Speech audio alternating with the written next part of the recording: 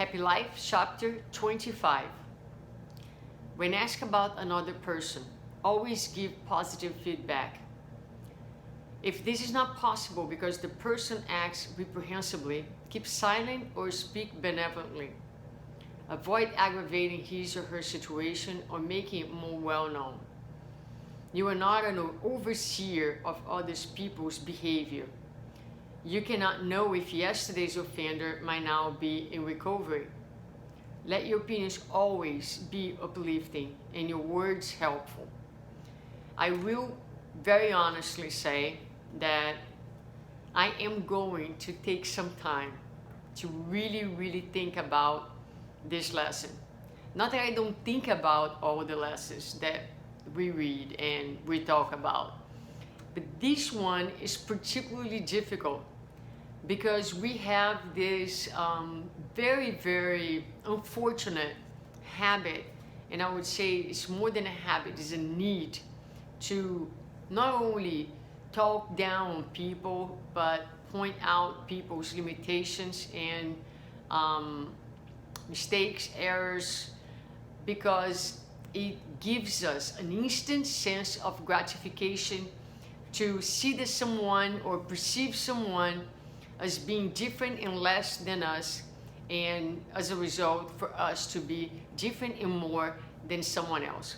So this is something that feeds the human ego on a daily basis, and it would take, I think, tremendous amount of vigilance and practice, and also a sense of compassion and a sense of brotherhood that I believe we still lack, the majority of us, to be able to actually not have the impulse of, as Joanna says here, talking negatively about people. So her recommendation is that we give positive feedback always.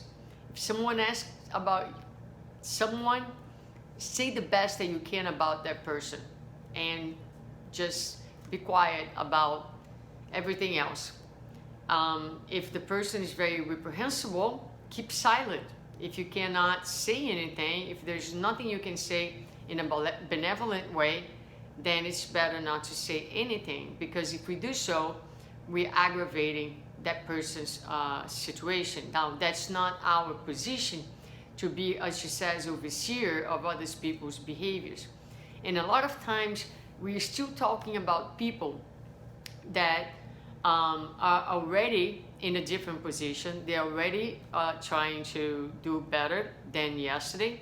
And many times what we see as a limitation is already someone's best effort in a given moment. And he or she is already evolving from the place where they were before.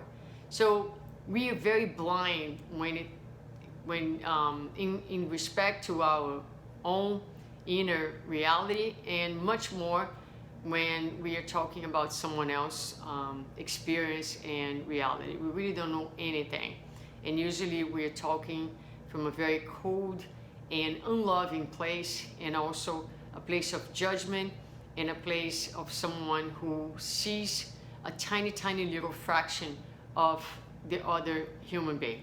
So this is a challenge. It's a great, cool exercise. It's an important exercise, and it starts by being vigilant, watching yourself. If you don't say something about someone, pay attention to how it feels to act this way, to act differently than what we do. If you have the impulse to say something, try to catch yourself and understand why that impulse is there, what is it doing for you, and perhaps with all these awareness and vigilance and curiosity about why we do the things that we do, we can get to the gist of it, and we can start to develop little by little a little bit more of a compassionate way of relating, which ultimately means loving one another. So have a great day.